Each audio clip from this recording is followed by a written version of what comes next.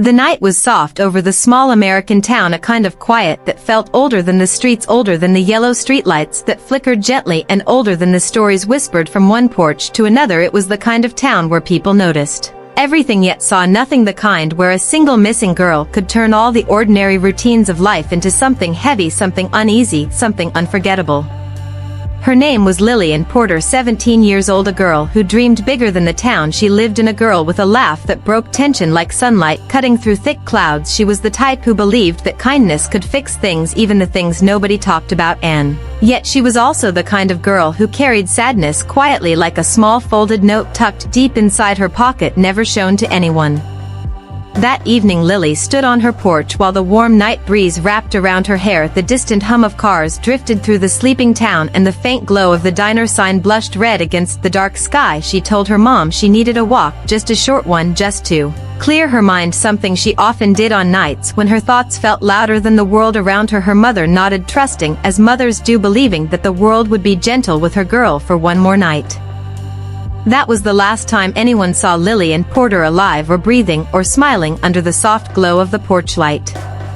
Lily walked down the sidewalk slowly, feeling the rhythm of her steps settling her restless thoughts. She had plans, dreams, hopes, too many for one small town. She imagined leaving someday, imagined college, imagined seeing the ocean for the first time, imagined meeting people who understood her, imagined finding a place where her voice mattered, not just as a polite echo in a quiet community, but as something real, something important, something alive.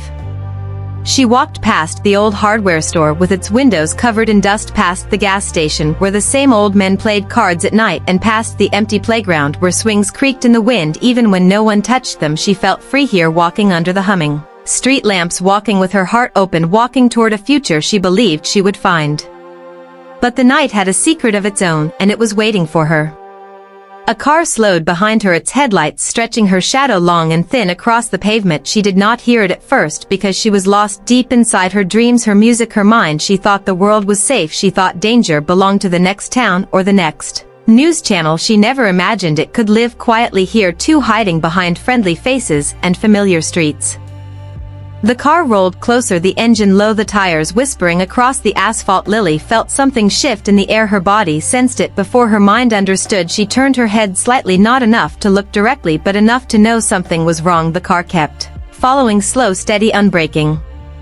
She quickened her pace. She touched her phone in her pocket, not taking it out, just letting herself feel the comfort of knowing it was there. She breathed in, she breathed out. She tried to convince herself that everything was fine, that fear was just a trick of the night, that she was overthinking, but her heart already knew the truth.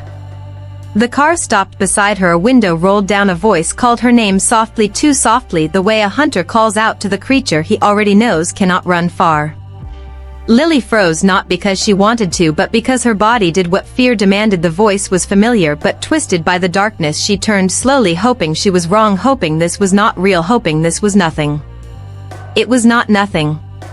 The next moments were quick, the kind of quick that leaves no time for screaming, no time for fighting, no time for escape. The night swallowed her voice, the empty street swallowed her footsteps. The car door opened and closed, and the only sound left behind was the faint echo of a girl's breath disappearing into the wind.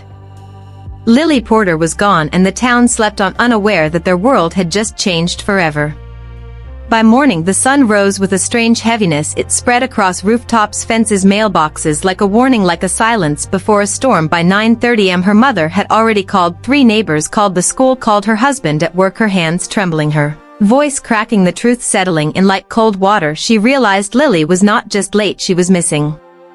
The search began quietly at first, a few neighbors walking the block calling her name, thinking maybe she fell, maybe she turned her ankle, maybe she was at the diner, maybe she was with a friend, but the answers came back empty every time. The fear grew louder, the minutes stretched into something needle-sharp. Every mother in the town felt it, every father felt it, every young girl felt it too, because missing girls do not just vanish without leaving shadows behind.